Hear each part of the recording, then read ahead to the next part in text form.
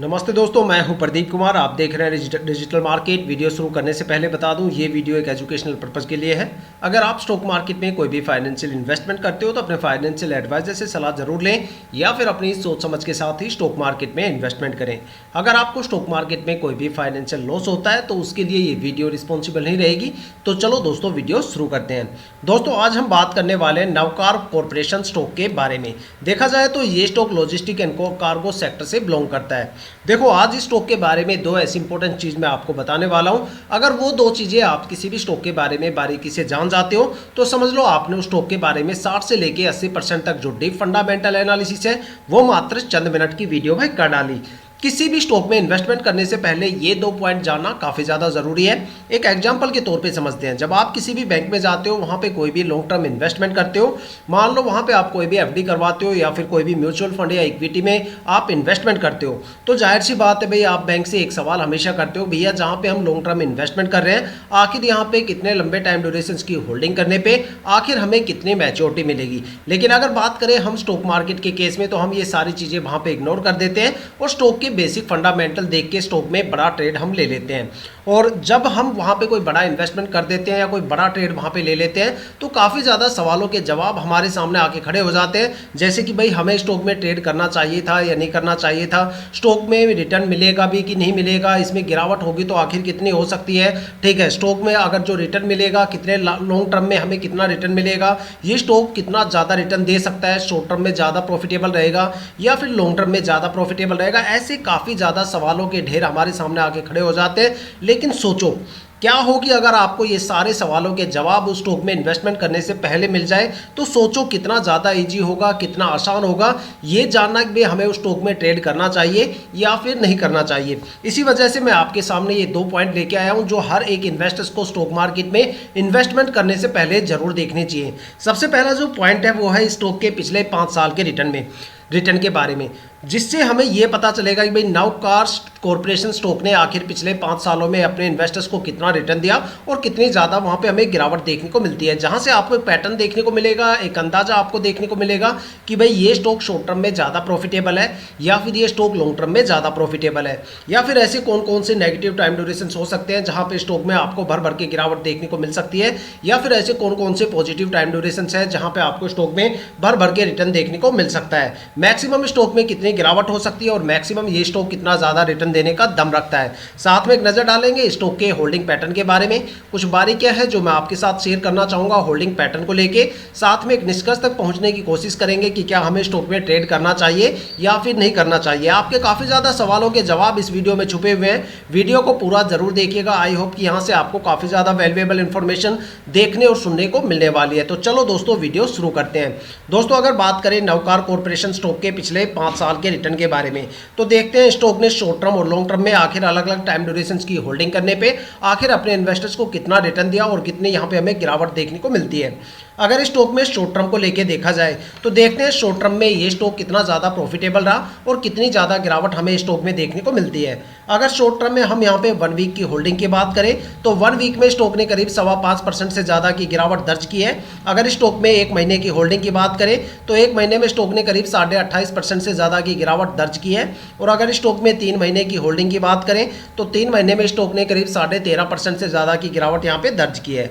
अगर स्टॉक में 6 महीने की होल्डिंग की बात करें तो 6 महीने में स्टॉक ने करीब 21.5% से ज़्यादा की गिरावट दर्ज की है। और अगर स्टॉक में 9 मंथ की होल्डिंग की बात करें तो 9 महीने में स्टॉक ने करीब यहाँ पे 10.5% के करीब एक अच्छा खासा रिटर्न गेन किया है। अगर बात करें स्टॉक के लॉन्ग टर्म के बारे में तो देखते हैं ये स्टॉक लॉन्ग टर्म में कितना ज़्यादा प्रॉफिटेबल है और कितनी गिरावट यहाँ पे हमें देखने को मिलती है। अगर स्टॉक में लॉन्ग टर्म में 1 ईयर की होल्डिंग की बात करें तो 1 साल में स्टॉक ने करीब 1.5% से ज़्यादा की गिरावट यहाँ पे दर्ज की है। अगर स्टॉक में 2 साल की होल्डिंग की बात करें तो 2 साल में स्टॉक ने करीब 104% से ज़्यादा का रिटर्न दिया है। देखा जाए तो 2 साल में स्टॉक ने करीब अपने इन्वेस्टर्स का पैसा डबल से ज़्यादा करके दिया है। अगर स्टॉक में 3 साल की होल्डिंग की बात करें तो 3 साल में स्टॉक ने करीब 215% से ज़्यादा का रिटर्न दिया है। देखा जाए तो 3 साल में स्टॉक ने करीब अपने इन्वेस्टर्स का पैसा 2 गुना से ज़्यादा करके दिया है। अगर स्टॉक में 4 साल की होल्डिंग की बात करें तो 4 साल में स्टॉक ने करीब 173% से ज़्यादा का रिटर्न दिया है। देखा जाए तो 4 साल में स्टॉक ने अपने इन्वेस्टर्स का पैसा करीब 1.5 गुना से ज़्यादा करके दिया है। अगर स्टॉक में 5 साल की होल्डिंग की की बात करें तो 5 साल में स्टॉक ने करीब 273% से ज़्यादा का रिटर्न दिया है। देखा जाए तो 5 साल में स्टॉक ने अपने इन्वेस्टर्स का पैसा करीब 2.5 गुना से ज़्यादा करके दिया है। अगर एक कंक्लूजन निकाल के देखा जाए तो ये स्टॉक शॉर्ट टर्म में एवरेज प्रॉफिटेबल है, और अगर बात करें लॉन्ग टर्म के बारे में तो लॉन्ग टर्म में ये स्टॉक काफ़ी ज़्यादा प्रॉफिटेबल है। अगर शॉर्ट टर्म के सबसे बेस्ट टाइम ड्यूरेशन की बात करें तो यहाँ पे 9 मंथ का टाइम ड्यूरेशन है, जहाँ पे स्टॉक ने करीब 10.5% से ज़्यादा का रिटर्न दिया है। और अगर बात करें लॉन्ग टर्म के बारे में तो लॉन्ग टर्म में मैं आपको यही सुजेस्ट करूँगा कि भाई स्टॉक में आप जितने लंबे टाइम ड्यूरेशन के लिए होल्ड करोगे उतना अच्छा खासा रिटर्न आपको स्टॉक से देखने को मिलता है। अगर लॉन्ग टर्म के सबसे बेस्ट टाइम ड्यूरेशन की बात करें तो वो यहाँ पे 5 साल का टाइम ड्यूरेशन है, जहाँ पे स्टॉक ने करीब 273% से ज़्यादा का रिटर्न दिया है। देखा जाए तो 5 साल में स्टॉक ने अपने इन्वेस्टर्स का पैसा करीब 2.5 गुना से ज़्यादा करके दिया है। अगर देखा जाए तो स्टॉक में हमें कुछ नेगेटिव टाइम ड्यूरेशन भी देखने को मिलते हैं, जहाँ पे 1 वीक से लेकर 6 महीने का टाइम ड्यूरेशन है, जहाँ पे आपको स्टॉक से 5% से लेकर करीब 28 या 29% की गिरावट या लॉस आपको देखने को मिल सकता है। देखा जाए तो ये स्टॉक शॉर्ट टर्म से कहीं ज़्यादा लॉन्ग टर्म में प्रॉफिटेबल है।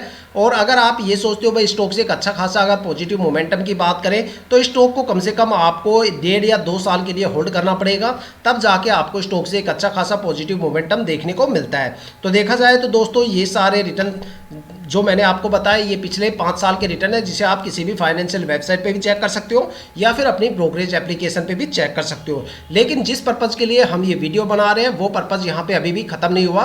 क्या हमें स्टॉक में ट्रेड करना चाहिए या फिर नहीं करना चाहिए? देखो स्टॉक के पिछले 5 साल के रिटर्न से हमें ये तो पता चल गया कि भाई स्टॉक शॉर्ट टर्म में बिल्कुल भी प्रॉफिटेबल नहीं है, लॉन्ग टर्म में स्टॉक काफ़ी ज़्यादा प्रॉफिटेबल है। मैक्सिमम ये स्टॉक कितना ज़्यादा रिटर्न देने का दम रखता है, साथ में कितने लंबे टाइम ड्यूरेशन के लिए ये स्टॉक ज़्यादा प्रॉफिटेबल है, और एक पॉजिटिव मोमेंटम के लिए स्टॉक को कितने टाइम ड्यूरेशन के लिए होल्ड करना चाहिए। लेकिन स्टॉक के अंदर हमें इन्वेस्टमेंट करना चाहिए या नहीं करना चाहिए, ये स्टॉक के पिछले 5 साल के रिटर्न के बेस पे हम डिसीजन नहीं ले सकते, क्योंकि रिटर्न अनसर्टेन होते हैं। हो सकता है कि भाई पिछले 5 सालों में स्टॉक ने अच्छा खासा प्रदर्शन किया हो, लेकिन जरूरी नहीं कि भाई आने वाले 5 साल में स्टॉक में और भी अच्छा खासा प्रदर्शन आपको देखने को मिले, या फिर हो सकता है भाई स्टॉक आने वाले 5 साल में मल्टी बैगर भी बन जाए। लेकिन इस सवाल का जवाब हमें दूसरे पॉइंट से मिलेगा, जो कि यहाँ पे शेयर होल्डिंग पैटर्न है। देखो किसी भी स्टॉक में इन्वेस्टमेंट करने से पहले अगर आप उस स्टॉक के पिछले 5 साल के रिटर्न जान लेते हो और उस स्टॉक का होल्डिंग पैटर्न चेक कर लेते हो तो जरूर आपको यहाँ पे काफ़ी हद तक आपको हेल्प मिलेगी ये डिसीजन बनाने में भैया आपको स्टॉक में ट्रेड करना चाहिए या फिर नहीं करना चाहिए। लेकिन यहाँ पे होल्डिंग पैटर्न की कुछ बारीकियां हैं जो आज मैं आपके सामने शेयर करूंगा। अगर आपको होल्डिंग पैटर्न में की बारीकियां नहीं पता तो इस वीडियो को बिना स्किप किए आगे भी देखिएगा। देखो किसी भी स्टॉक में इन्वेस्टमेंट करने से पहले वहां पे प्रमोटर की होल्डिंग 50% या उससे ज़्यादा होनी चाहिए। अगर किसी भी स्टॉक के अंदर प्रमोटर की होल्डिंग मान लो 50% से कम है तो भाई वहां पे समझ लो कि प्रमोटर अपनी बोरी बिस्तर बांध के जल्दी से निकलने के चक्कर में है, जिससे आने वाले टाइम में आपको स्टॉक में स्ट्रेस लेवल ज़्यादा देखने को मिलेगा और स्टॉक के रिटर्न काफ़ी ज़्यादा कम देखने को मिलेंगे। क्योंकि स्टॉक मार्केट में 2 सबसे ज़्यादा ट्रस्टवर्दी इन्वेस्टर्स होते हैं, जिसमें प्रमोटर और DII होते हैं, जो कंपनी के बारे में सबसे ज़्यादा इन्फॉर्मेशन रखते हैं और कंपनी के साथ काफ़ी लंबे टाइम तक रुकते हैं और अपनी होल्डिंग को धीरे धीरे करके रिलीज करते हैं। मान लो अगर प्रमोटर की होल्डिंग 50% से ज़्यादा है, मान लो 70, 80, 90% या इससे ज़्यादा है, तो स्टॉक या तो मल्टी बैगर बन जाता है या फिर वो स्टॉक एक लंबे टाइम तक एक अच्छा खासा रिटर्न देता है।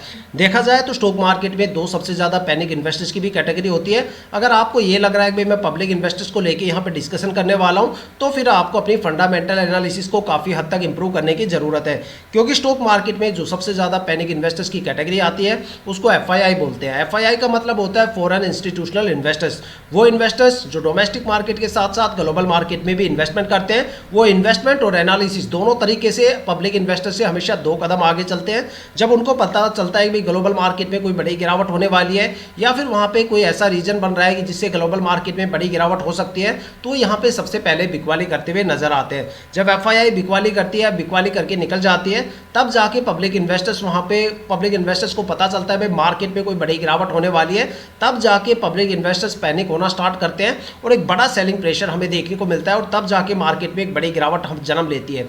इसलिए हमेशा कहा जाता है कि जिस स्टॉक में FII की होल्डिंग ज़्यादा होती है वहाँ पे आपको या तो फ्लक्चुएशन ज़्यादा देखने को मिलेगा या टाइम आने पे आपको स्टॉक में गिरावट काफ़ी ज़्यादा देखने को मिलती है। एक प्रैक्टिकल अगर आपको डेमोस्ट्रेशन चाहिए तो कोई भी रैंडमली 15 या 20 स्टॉक आप कलेक्ट कीजिए, उसमें से काफ़ी ज़्यादा स्टॉक आपको ऐसे देखने को मिलेंगे जहाँ पे लास्ट ईयर FII की होल्डिंग 0% होती है और अगले साल तक आते आते वो होल्डिंग 10-15% से लेकर 35-40% तक तक चली जाती है, या फिर काफ़ी ज़्यादा स्टॉक आपको ऐसे देखने को मिलेंगे जहाँ पे लास्ट ईयर एफआईआई की होल्डिंग 10-15% से लेके 35-40% तक होती है और अगले साल तक आते आते वो होल्डिंग 5 या 7% रह जाती है या फिर प्रॉपर 0% हो जाती है। तो आप सोच सकते हो भाई एफआईआई के डेटा को लेके हमारे स्टॉक मार्केट में कितना बड़ा फ्लक्चुएशन हो सकता है। इसलिए हमेशा ध्यान रखें कि जिस स्टॉक में आप इन्वेस्टमेंट कर रहे हो वहाँ पे प्रमोटर की होल्डिंग ज़्यादा से ज़्यादा होनी चाहिए और एफआईआई की होल्डिंग कम से कम होनी चाहिए। उस स्टॉक से आप एक अच्छा खासा रिटर्न मार्केट से गेन कर सकते हो। अब बात करने वाले हैं स्टॉक के होल्डिंग पैटर्न के बारे में। देखते हैं स्टॉक के होल्डिंग पैटर्न के पिटारे से आखिर क्या निकलता है।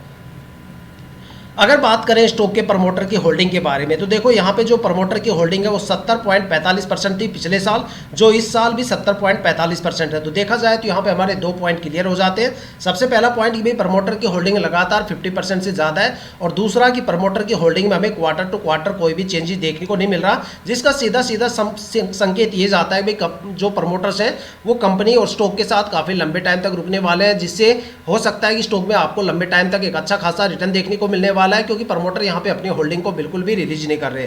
अगर स्टॉक मार्केट के दूसरे सबसे ज़्यादा यहां पे ट्रस्टेबल इन्वेस्टर्स डीआईआई की होल्डिंग की बात करें तो पिछले साल डीआईआई की होल्डिंग 0% थी, जो इस साल बढ़ के 1.31% हो गई है। तो देखा जाए तो यहाँ पे एक पॉजिटिव पॉइंट हमें देखने को मिलता है भाई, जो दूसरा सबसे ज़्यादा ट्रस्टवर्दी इन्वेस्टर्स होता है उसकी होल्डिंग में यहाँ पे एक बड़ा इजाफा हमें देखने को मिलता है। अगर बात करें स्टॉक मार्केट के दो सबसे ज़्यादा पैनिक इन्वेस्टर्स की कैटेगरी की, तो यहाँ पे अगर एफआईआई की होल्डिंग की बात करें तो पिछले साल एफआईआई की होल्डिंग 0.80% थी, जो इस साल घट के 0.73% हो गई है। तो देखा जाए तो ये एक सबसे बड़ा पॉजिटिव पॉइंट हमें स्टॉक में देखने को मिलता है, तभी स्टॉक ने शायद लॉन्ग टर्म में एक अच्छे खासे रिटर्न दिया है, क्योंकि यहाँ पे एफआईआई की होल्डिंग का रेशियो काफ़ी कम है। अगर किसी भी स्टॉक में फ्लक्चुएशन लेवल क्या होना चाहिए एफआईआई का, कम से कम 10 या 15% से अगर ऊपर एफआईआई की होल्डिंग चली जाती है तो समझ लो वहाँ पे एक बड़ा फ्लक्चुएशन आपको देखने को मिल सकता है, और टाइम आने पर आपको स्टॉक में गिरावट भी काफ़ी ज़्यादा देखने को मिल सकती है। तो देखा जाए तो यहाँ पे एफआईआई की होल्डिंग का जो रेशियो है वो काफ़ी अच्छा है।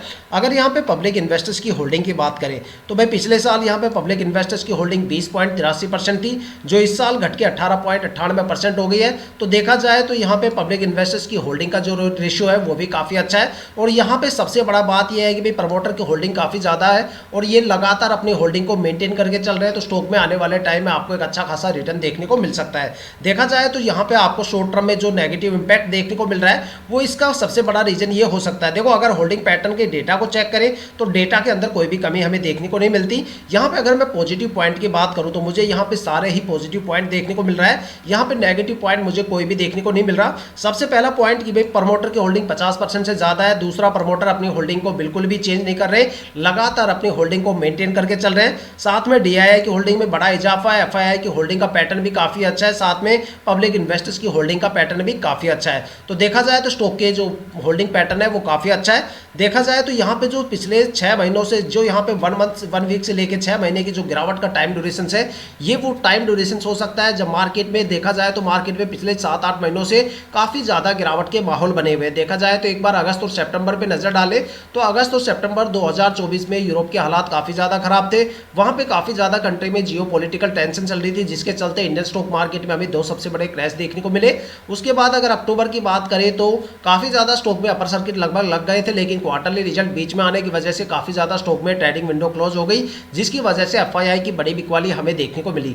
अगर बात करें इस टाइम करंट टाइम की तो यहाँ पे सेंसेक्स 85,000 से गिर के करीब 75,500 के करीब आके खड़ा हो गया है। एक बड़ी गिरावट का माहौल इस टाइम इंडियन स्टॉक मार्केट में चल रहा है। तो ये वो टाइम ड्यूरेशन हो सकता है जो मार्केट की बड़ी गिरावट की वजह से स्टॉक में हमें नेगेटिव इंपैक्ट देखने को मिल रहा है। लेकिन जिस तरीके से स्टॉक के लॉन्ग टर्म के रिटर्न के बारे में बात करें तो लॉन्ग टर्म के रिटर्न के बेस पे लगता नहीं भाई स्टॉक में कोई बड़ी गिरावट हुई है। जो यहाँ पे गिरावट चल रही है वो मार्केट की गिरावट के अकॉर्डिंग चल रही है, लिक्विडिटी का कंसर्न यहाँ पे चल रहा है, जिसकी वजह से स्टॉक में बड़ी गिरावट हमें देखने को मिलती है। तो दोस्तों ये थे स्टॉक के पिछले 5 साल के रिटर्न जो मैंने आपको बताए, साथ में स्टॉक का होल्डिंग पैटर्न और उसकी बारीकियां मैंने आपको बताई। ठीक है, साथ में अगर देखा जाए तो स्टॉक का होल्डिंग पैटर्न का डेटा आपके सामने है।